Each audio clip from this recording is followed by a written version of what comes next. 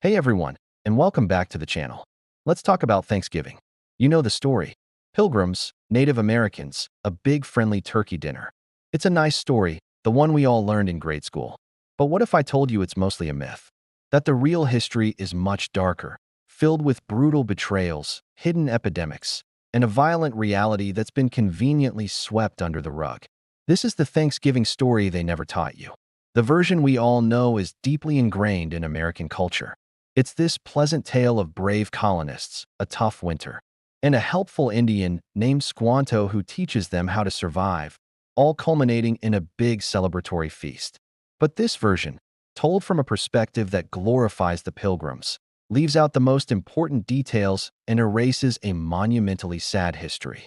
The real story doesn't start when the Pilgrims show up. It begins years before, with the people who had lived on that land for thousands of years. Long before the Mayflower dropped anchor in late 1620, the coast of what is now Massachusetts was home to the Wampanoag Nation, a network of about 69 villages.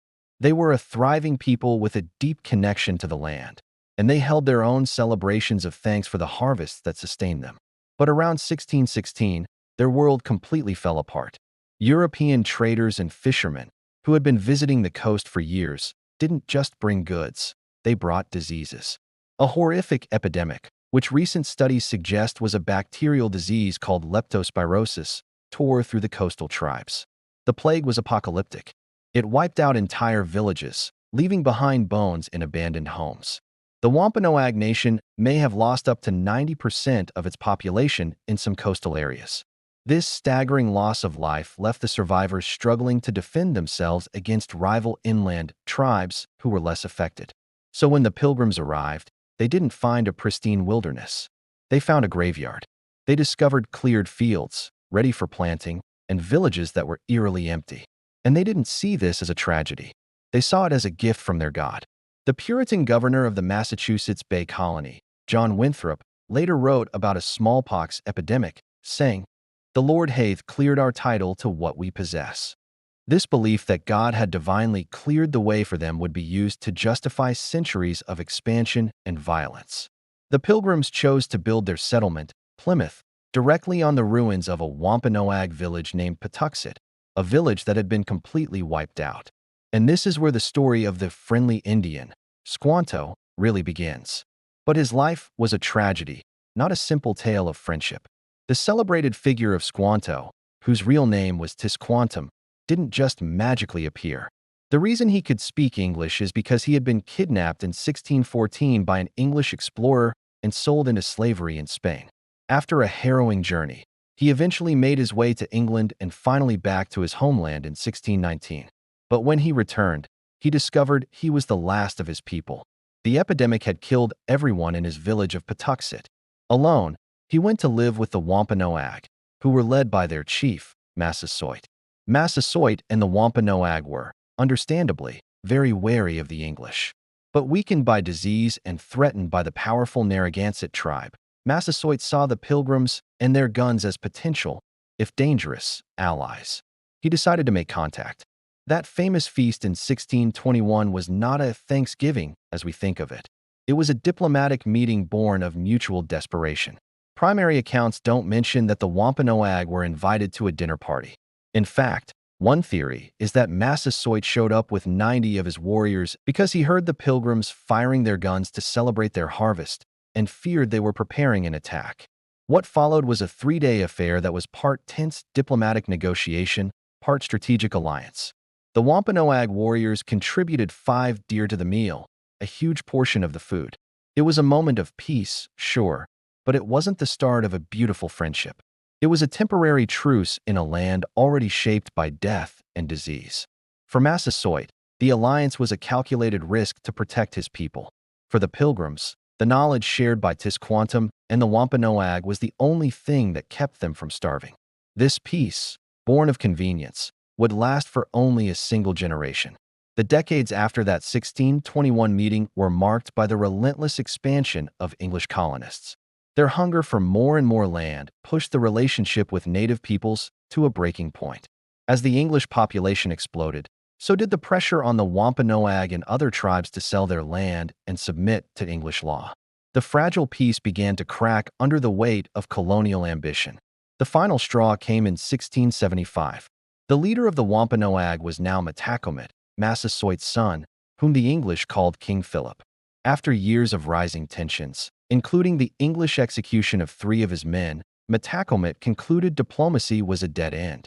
He realized the only way to stop the English from swallowing their lands and destroying their way of life was to fight back. He forged a powerful alliance of tribes to resist the colonists.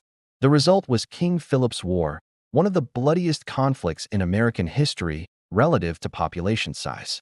The war raged for over a year across Massachusetts, Rhode Island, and Connecticut. Metacomet's forces attacked colonial towns, and the English responded with brutal, annihilating force. Dozens of English towns were attacked, but the devastation for the native population was catastrophic. Thousands were killed or died from starvation. Entire villages were burned. In a grim turning point known as the Great Swamp Fight, colonial forces attacked a fortified Narragansett village in the winter, killing hundreds of people, including women and children who were burned alive in their homes. The war ended in 1676 after Metacomet was killed. The English colonists sold many surviving native people, including Metacomet's own wife and son, into slavery in the West Indies. King Philip's War effectively crushed organized native resistance in New England, opening the floodgates for unchecked colonial expansion. It was a brutal, bloody chapter almost entirely missing from the happy Thanksgiving story. So where did our modern holiday come from? The Thanksgiving we celebrate today has almost nothing to do with that harvest feast in 1621. For over 200 years, that event was largely forgotten. The holiday we celebrate was born not out of peace, but out of one of the darkest moments in American history, the Civil War. The person most responsible for creating the holiday was Sarah Josepha Hale, a popular writer and editor. For decades, she campaigned to make Thanksgiving a national holiday, believing it would help unify a country being torn apart by the fight over slavery. Finally, in 1863, in the thick of the Civil War, President Abraham Lincoln answered her call. He issued a proclamation declaring the last Thursday of November a national day of thanksgiving and praise. But Lincoln's proclamation never once mentioned the Pilgrims or the Wampanoag. His focus was on the Civil War of unequaled magnitude and severity, and on healing the nation's wounds. It was a political move designed to create a sense of unity in the Union during its darkest hour. But there's an even darker context.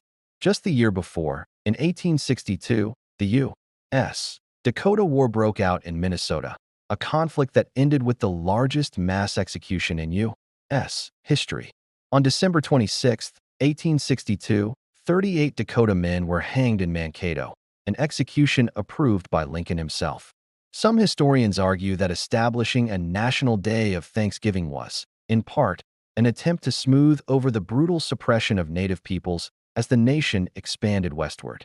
It was about creating a unifying national myth centered on the story of white, Protestant America. Given this history, it's no surprise that for many Native Americans, Thanksgiving is not a celebration. It's a reminder of the genocide of their people, the theft of their lands, and the relentless assault on their cultures. In 1970, on the 350th anniversary of the Pilgrims' arrival, a Wampanoag leader named Wamsuta Frank James was invited to speak at a state dinner. But when the organizers reviewed his speech, which told the truth about the atrocities committed by settlers, they refused to let him deliver it, calling it too inflammatory. Instead of being silenced, Frank James went to Coles Hill in Plymouth and delivered his powerful speech to a crowd of supporters. That day, he declared Thanksgiving a national day of mourning for Native Americans. Ever since 1970, the United American Indians of New England have gathered at Coles Hill on Thanksgiving Day. It's a day to remember their ancestors and to protest the racism and oppression that Native Americans continue to face. A similar event, the Indigenous Peoples Sunrise Gathering, or Unthanksgiving Day, has taken place on Alcatraz Island since 1975, focusing on survival, resistance, and resilience. So, the story of the Happy Pilgrim Feast is a feel-good myth. It was crafted centuries later to create a romantic, sanitized origin story for the United States. The reality is far more complex and far more brutal. The story of Thanksgiving is one of a great dying, a desperate political alliance, a bloody war, and the creation of a national holiday as a political tool. This doesn't mean you can't gather with your family or feel thankful. Many Native Americans themselves use the day to be with their loved ones. But it does mean we have a responsibility to acknowledge the full, painful truth. It's a story of survival, of the colonists who would have died without Native help, and of the indigenous people who survived to this day, despite everything. The real story of Thanksgiving isn't about a single meal. It's about the complicated and often violent history that shaped a nation. And I think you'll agree, it's a story worth telling. If this story opened your eyes, please hit that like button and subscribe for more hidden histories. Share this video to help other people learn the real story of Thanksgiving. Thanks for watching.